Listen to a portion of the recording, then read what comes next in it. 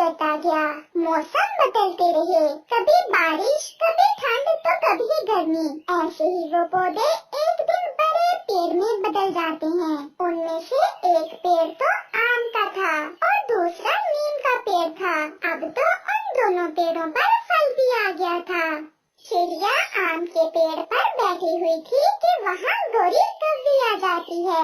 चिड़िया, आज के बाद तुम इस आम के पेड़ पर नहीं बैठा करोगी और न ही इस पेड़ से आम खाया करोगी, क्योंकि ये पेड़ हमारा है। गोरी बहन, जब ये दोनों पेड़ छोटे थे मैं तब से इनकी देखभाल कर रही हूँ, तो इसीलिए वो साथ वाला पेड़ हम तुम्हें दे रहे हैं। वो पेड़ तुम्हारा और ये आम का पेड़ हमारा। कौवे भैया, वो नीम का पेड़ है, वो मेरे किस काम का? उसका फल भी खाता है कोई? अगर ज्यादा चूंगी तो एक लगाऊंगी। जाओ, भाग जाओ यहाँ से। वो छोटी चिड़िया डरते हुए वहाँ से चली जाती है और पास में ही नीम के पेड़ के पास जाकर बैठ जाती है। चिड़िया, आप क्यों रो रही हो? नीम के पेड़ जी, आप तो जानते हो मैंने आप दोनों पेड़ों की कितनी सेवा की, हमेशा समय पर पानी दिया आपको, और आज अगर एक पेड़ पर आम लगे हैं तो कौवों ने मुझे वहाँ से भगा दिया है। चिड़िया, आप चिंतित ना हो, भोजन तो पहले भी आप खोज करके ही ले आती थी। मेरा फल जरूर कड़वा है, परंतु मैं आपको ठंडी छांव दूंगा। जब आप थक हार कर आओगी तो मेरी छांव में बैठकर आपकी सारी थकान उतर जाएगी। आपने ठीक कहा पेड़ जी, मैं नहीं खाती आम, मैं अपना और अपने बेटे का भोजन पहले की तरह ही ढूंढ कर ले आया करूँगी। ऐसा कहते हुए चिड़िया वहाँ से चली जाती है। कौवा और कौवी भी छिप भर के आम खाते हैं और नदी पर पानी पीने चले जाते हैं। वो आम का पेड़ भी बहुत घमंडी था। वो नीम के पेड़ से कहता है, सुनो सुनो कड़वे नीम के पेड़, कोई भी तुम्हें पसंद नहीं करता। तुम्हारा इस जंगल में वजूद बेकार है, क्योंकि कोई भी पक्षी ना तुम पर आकर बैठेगा और ना ही तुम्हारा फल खाएगा। तुम एक कड़वे फल वाले पेड़ हो। ये सब वो बातें थी जो वो आम का पेड़ हर रोज उस नीम के पेड़ से कहता था। अब तो वो नीम का पेड़ भी दुखी हो जाता है। हम पेड़ों से ही इस जंगल की रौनक है। अगर आप मीठे आम देते हो तो मैं ठंडा साया देता हूँ पक्षियों को। फिर वही बात, मुझे पता था कि तुम यही कहोगे, साए के अलावा और है ही क्या तुम्हारे पास? वो आम का पेड़ ऐसे नीम के पेड़ का मजाक बनाता है। जंगल में रात भी हो जाती है। मम्मा मम्मा, आपने तो कहा था कि आप मेरे लिए आज पास वाले आम के पेड़ से मीठे मीठे आम लेकर आओगी, और आप आज सिर्फ दाना ही ले आई हैं। कुकू मेरे बेटे, आपको तो पता है उन कौवों का। आज सुबह जब मैं आम के पेड़ पर जाकर बैठी तो कौवी और कौवा तुरंत अपने घर से निकलकर वहाँ आ गए और उन्होंने मुझे आम तोड़ने से रोक दिया। परंतु क्यों मम्मा, आपने हमेशा उस आम के पेड़ को पानी दिया है, फिर अब कालू अंकल ने आपको आम क्यों नहीं लेने दिए? चिड़िया अपने बेटे को कैसे समझाती कि वो कौवे कितनी सवार थी और जालिम है। अच्छा मेरा बेटा, अब दाना खाओ और सो जाओ। कल मैं अपने बेटे को पहाड़ों से मीठे मीठे जामुन के फल ला कर दूंगी। दूसरे रोज कौवा और कौवी जब बैठे आम के पेड़ से आम खा रहे थे तो वो आम का पेड़ उनसे कहता है, कौवो कौवो, जरा मेरी बात सुनो। बताएं बताएं पेड़ जी, क्या बात है? मुझे इस नीम के पेड़ से नफरत आती है। क्या ऐसा नहीं हो सकता कि आप इस नीम के पेड़ को काट दो? मुझे डर है कि कहीं इसके पास होने से मेरे फल भी कड़वे न हो जाएं। पेड़ जी, अगर आपकी यही इच्छा है तो हम आज ही काट देते हैं इस पेड़ को। ये सब बातें वो नीम का पेड़ सुन रहा था। आप मुझे काट ही दो तो अच्छा है, ऐसे रोज रोज आपके ताने सुनने से तो अच्छा है कि मैं एक बार ही कट जाऊं। गोरी, आप जाएं और नदी से पानी पी आएं और मैं अपने पेड़ जी को खुश करने के लिए कुल्हाड़ा लेकर आता हूँ और आज इस नीम के पेड़ को काट ही दूंगा। ऐसे कौवी नदी की तरफ और कौवा है।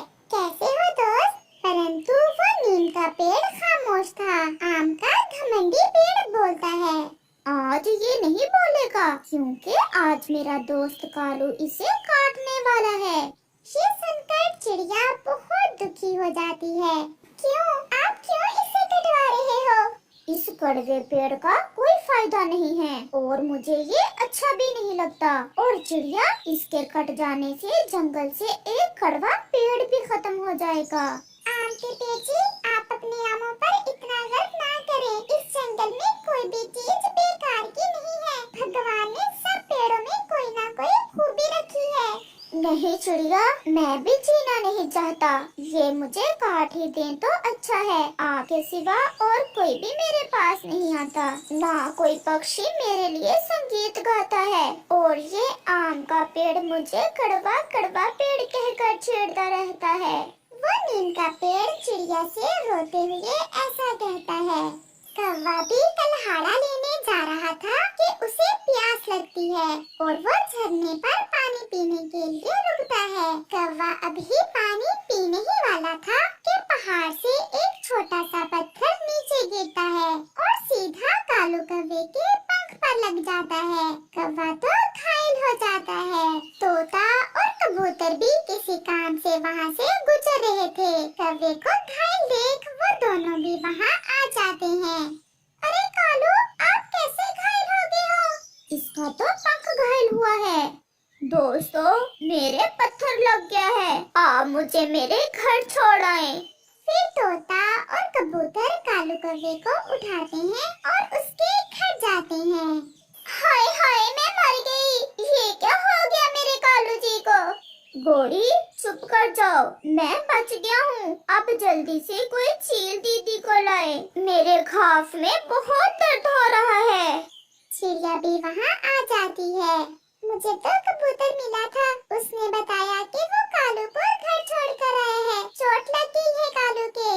चिड़िया बहन, आप जल्दी से चील दीदी को लाएं। कालू जी के बहुत दर्द हो रहा है। चिड़िया, जल्दी जाओ, मैं दर्द से मर जाऊंगा। फिर चिड़िया जल्दी से चील को लेने चली जाती है और फिर चिड़िया चील को साथ लेकर आ जाती है। इसका घाव तो गहरा है। इस जंगल में तो कोई नीम का पेड़ भी नहीं है। अगर होता तो नीम के पेड़ के पत्तों को घाव पर लगाने से कालू का दर्द रुक जाता। चील दीदी, नीम का पेड़ तो हमारे घर के पास में ही है। जल्दी से नीम के पेड़ से कुछ पत्ते लेकर आओ। गोरी, अब किस मुंह से जाओगी नीम के पेड़ के पास? उसी पेड़ को काटने के लिए तो मैं कल हाड़ा लेने जा रहा था जब मेरे चोट लग गई। चिड़िया बहन, मैं बहुत शर्मिंदा हूँ। आप जाएं उस नीम के पेड़ से कुछ पत्ते लेकर आएं। हाय हाय, मैं मर जाऊंगा। फिर चिड़िया तुरंत वहाँ से जाती है और नीम के पेड़ को सारी बात बताती है। क्या मेरे पत्ते भी किसी के काम आ सकते हैं?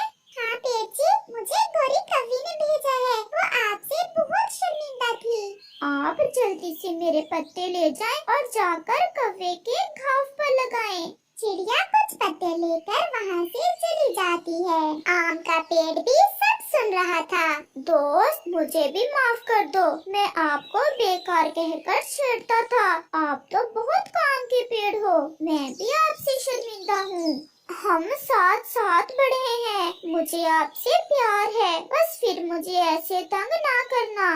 मैंने घाव पर नीम के पत्ते बांध दिए हैं। अब कुछ दिन कालू जी को नीम का फल भी खाने को देना है। ज्यादा आम खाने से कालू जी के खून में शुगर की मात्रा भी बढ़ी हुई है। नीम का फल खाने से शुगर थोड़ा कम हो जाएगी। फिर ऐसे कुछ दिन गुजरने के बाद कौवा फिर से उड़ने लगता है और वो दोनों नीम के पेड़ को धन्यवाद बोलते हैं और उससे माफी मांगते हैं क्योंकि अब उन्हें पता चल गया था कि कोई भी पेड़ बेकार